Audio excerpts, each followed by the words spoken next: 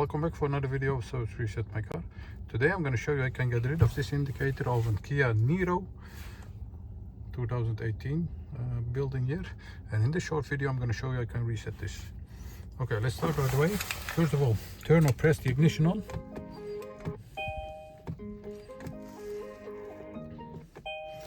Like this. Wait for the system check.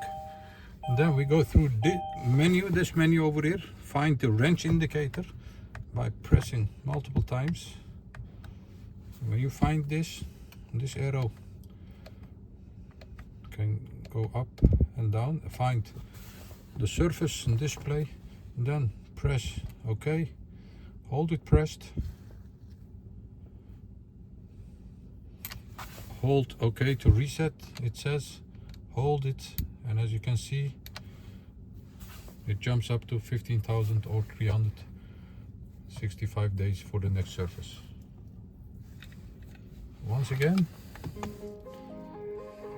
ignition on. Find the wrench in the menu.